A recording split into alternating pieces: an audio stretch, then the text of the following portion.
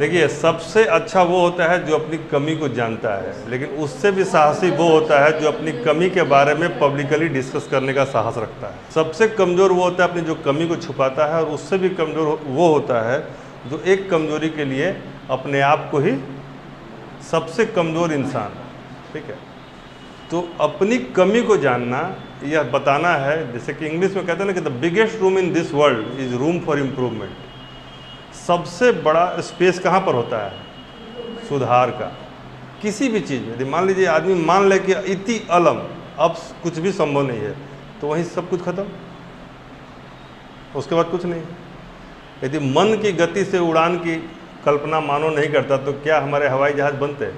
हमने एक बार एक भाषण में कहीं पे कहा था कि साहित्य समाज का दर्पण होता है। यदि साहित्य में लिखा गया पुष्पक विमान, तो मान के चलिए कि रामायण काल में ही भारत में ऐसा यंत्र रहा होगा जो मन के, यानी कि आर्टिफिशियल इंटेलिजेंस की गति से दौड़ता होगा कि चलो तो चला, ताली बजाए दरवाज़ा खुल गया। आज हो रहा है तो चमत्कार लग रहा है, वो तभी हो चुका है, आप उसको एक्सेप्ट नहीं कर रहे। वही एक बार कलकत्ता में विज्ञान मतलब है बहुत सारा म्यूजियम, तो उसमें क्या है कि बता रहा था, बहुत खुशी, हम लोग छोटे थे, तो बोला कि गेट खोलून दादा, गेट खोलून दादा।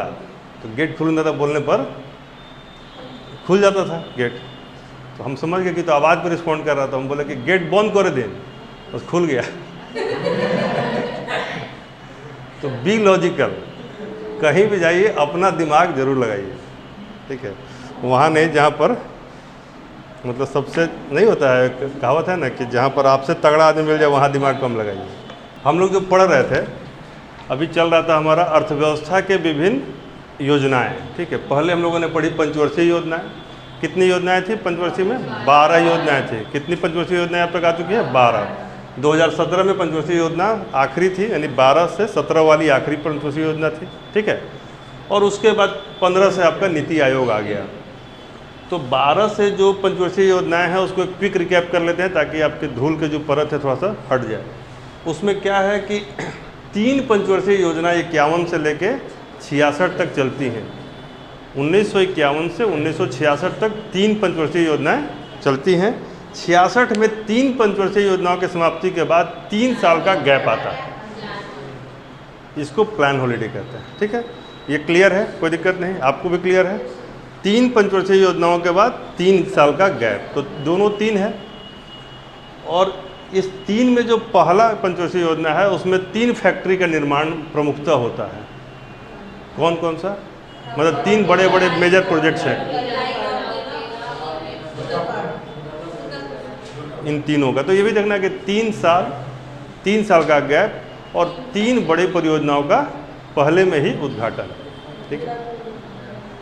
ये 3 साल के गैप के बाद आता है 69 के बाद 2 परियोजनाएं आती हैं और उसके बाद फिर 2 साल का गैप आता है। फिर एक क्रम मिल गया आपको कि 2 के बाद 2 साल का गैप आता है। लेकिन एक बात यहाँ पर और एक्स्ट्रा याद करना है कि जो 74 से 79 वाला था वो 78 में ही ख़त्म हो जाता है। तो एक फैक्ट और याद कर लीजिए कि हाँ, 5वीं पंचवर्षीय योजना 5 साल का ना होकर 4 साल का है। ये भी एक फैक्ट आपको याद करने में सुविधा रहेगा। अब आपको 78 तक आप पहुँच गए, जो 79 तक पहुँचते हैं, तो 78 to 79 और 79 to 80 2 साल का फिर रोलिंग प्लान है, ठीक है। उसके बाद 80 से 85, 85 से 90 एकदम लगातार है। फिर 2 पंचवर्षीय योजना के बाद फिर 2 साल का गैप।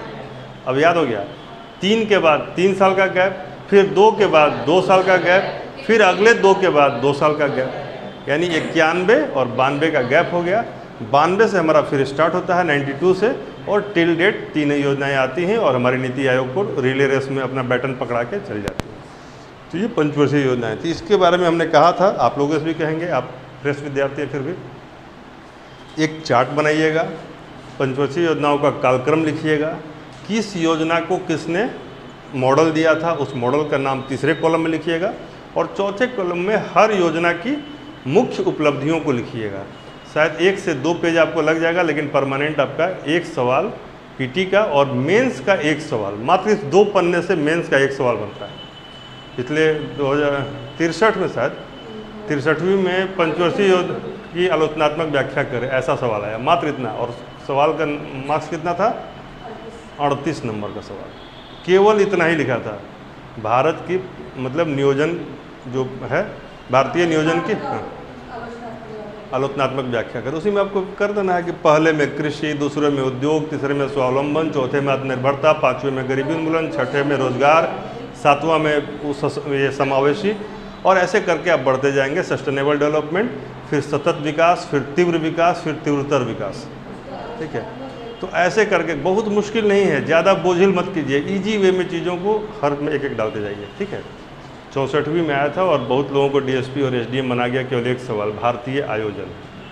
क्योंकि हमारे एक स्टूडेंट ही थे जिनके बारे में एक बार मैंने कुछ कहानी आपको बताया था, तो उन्होंने उसका लिखा था और 194 आया था पेपर 2 में, जिसमें ये आता है। ठीक है, योजना के बाद था कि बाकी योजनाएं जो करंट में हैं या जो बाकी रोजगार को उत्थान के लिए, कृषि के उत्थान के लिए, उद्योग के उत्थान के लिए, तो उसके बहुत सारे सेगमेंट थे।